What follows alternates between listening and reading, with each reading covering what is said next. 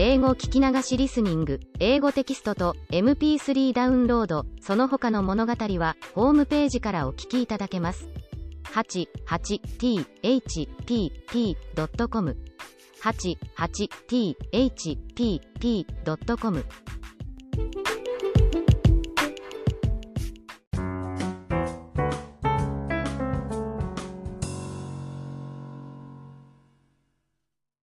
The Bremen Town Musicians. A certain man had a donkey, which had carried the corn sacks to the mill indefatigably for many a long year, but his strength was going, and he was growing more and more unfit for work. Then his master began to consider how he might best save his keep, but the donkey, seeing that no good wind was blowing, ran away and set out on the road to Bremen. There, he thought, I can surely be town musician. When he had walked some distance, he found a hound lying on the road, gasping like one who had run till he was tired. "What are you gasping so for, you big fellow?" asked the donkey. "Ah," replied the hound, "as I am old, and daily grow weaker, and no longer can hunt, my master wanted to kill me, so I took to flight, but now how am I to earn my bread?" "I tell you what," said the donkey, "I am going to Bremen, and shall be town musician there. Go with me and engage yourself also as a musician. I will play the lute, and you shall beat the kettle drum." The hound agreed, and on they went. Before long they came to a cat, sitting on the path, with a face like 3 rainy days. "Now then, old shaver, what has gone askew with you?" asked the donkey. "Who can be merry when his neck is in danger?" answered the cat. "Because I am now getting old, and my teeth are worn to stumps, and I prefer to sit by the fire and spin, rather than hunt about after mice. My mistress wanted to drown me, so I ran away. But now good advice is scarce.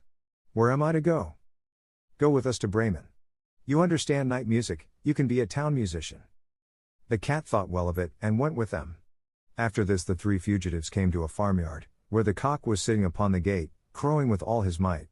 "Your crow goes through and through one," said the donkey. "What is the matter?" "I have been foretelling fine weather, because it is the day on which Our Lady washes the Christ child's little shirts, and wants to dry them," said the cock. "But guests are coming for Sunday, so the housewife has no pity, and has told the cook that she intends to eat me in the soup tomorrow, and this evening I am to have my head cut off. Now I am crowing at full pitch while I can." "Ah, but Redcomb," said the donkey, "you had better come away with us. We are going to Bremen, you can find something better than death everywhere, you have a good voice, and if we make music together it must have some quality." The cock agreed to this plan, and all 4 went on together. They could not, however, reach the city of Bremen in one day, and in the evening they came to a forest where they meant to pass the night.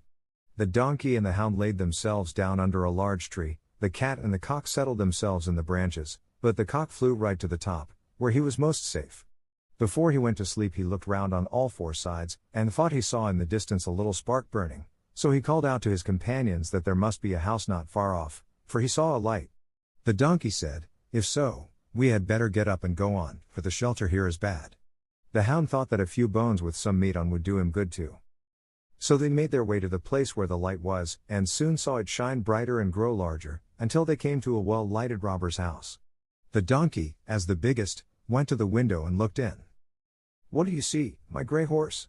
asked the cock. "What do I see?"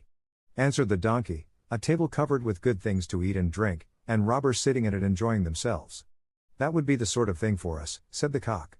"Yes, yes, ah, how I wish we were there," said the donkey. Then the animals took counsel together how they should manage to drive away the robbers, and at last they thought of a plan. The donkey was to place himself with his 4 feet upon the window ledge, the hound was to jump on the donkey's back, the cat was to climb upon the dog, and lastly the cock was to fly up and perch upon the head of the cat. When this was done, at a given signal, they began to perform their music together. The donkey brayed, the hound barked, the cat mewed, and the cock crowed. Then they burst through the window into the room, so that the glass clattered. At this horrible din, the robbers sprang up, thinking no otherwise than that a ghost had come in, and fled in a great fright out into the forest. The 4 companions now sat down at the table, well content with what was left, and ate as if they were going to fast for a month. As soon as the 4 minstrels had done, they put out the light, and each sought for himself a sleeping place according to his nature and to what suited him.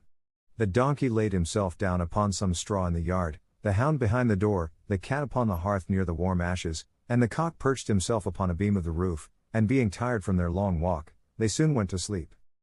When it was past midnight, and the robbers saw from afar that the light was no longer burning in their house, and all appeared quiet, the captain said, "We ought not to have let ourselves be frightened out of our wits," and ordered one of them to go and examine the house. The messenger, finding all still, went into the kitchen to light a candle, and, taking the glistening fiery eyes of the cat for live coals, he held a lucifer match to them to light it. But the cat did not understand the joke, and flew in his face, spitting and scratching. He was dreadfully frightened, and ran to the back door, but the dog, who lay there, sprang up and bit his leg, and as he ran across the yard by the straw heap, the donkey gave him a smart kick with its hind foot. The cock, too, who had been awakened by the noise, and had become lively, cried down from the beam, "Cock-a-doodle-doo." Then the robber ran back as fast as he could to his captain, and said, "Ah, there is a horrible witch sitting in the house, who spat on me and scratched my face with her long claws, and by the door stands a man with a knife, who stabbed me in the leg, and in the yard there lies a black monster, who beat me with a wooden club, and above, upon the roof, sits the judge, who called out, 'Bring the rogue here to me.' So I got away as well as I could." After this the robbers did not trust themselves in the house again, but it suited the 4 musicians of Bremen so well that they did not care to leave it any more.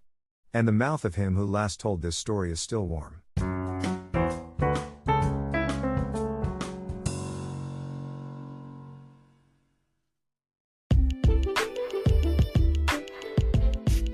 英語聞き流しリスニング、英語テキストと MP3 ダウンロード、その他の物語はホームページからお聞きいただけます。